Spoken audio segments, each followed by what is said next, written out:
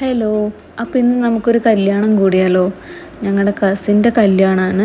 അപ്പം നമ്മൾ രാവിലെ തന്നെ ചെക്കൻ്റെ വീട്ടിലെത്തി. അങ്ങനെ അവർ ഇറങ്ങിയൊക്കെ ചെയ്തിട്ട് സമയമുള്ളത് കൊണ്ട്, മുഹൂർത്തത്തിന് സമയം ആവാത്തതുകൊണ്ട് നമ്മൾ നേരെ തൊട്ടടുത്തുള്ള തൂക്കുപാലത്ത് പോയി കുറച്ച് കപ്പിൾ ഫോട്ടോസ് എടുക്കാമെന്ന് വിചാരിച്ചു രാവിലെ തന്നെ. അങ്ങനെ കൂട്ടത്തിൽ നമ്മളും കുറച്ച് ഫോട്ടോസ് എടുത്തു. അതിനുശേഷം നമ്മൾ അമ്പലത്തിൽ നിന്നാണ് കല്യാണം. അമ്പലത്തിലെത്തി. ഏകദേശം സമയമായപ്പോൾ ചടങ്ങൊക്കെ തുടങ്ങി. താലി കെട്ടുന്ന കാര്യത്തിൽ ചെറിയൊരു കൺഫ്യൂഷനായിരുന്നു അവർക്ക്. ഈ സൈഡിൽ കൂടി ചുറ്റണോ മറ്റേ സൈഡിൽ കൂടി ചുറ്റണോ, അങ്ങനെ അവസാനം കെട്ടി.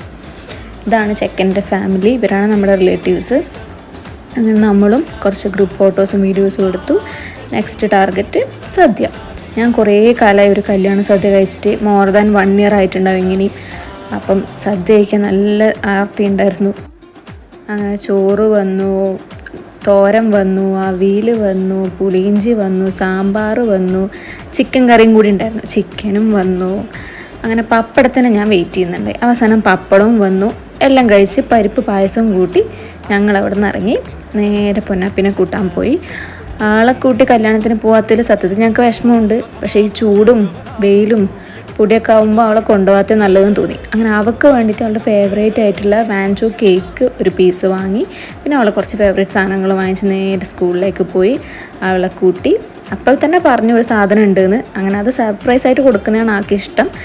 അങ്ങനെ നോക്കി അത് ഭയങ്കര സന്തോഷമായി കൊടുത്തപ്പോൾ അങ്ങനെ അതും കൂടി അവൾ കഴിച്ച് സെറ്റായി. അപ്പോൾ ഇത്രയേ ഉള്ളൂ. ബായ്.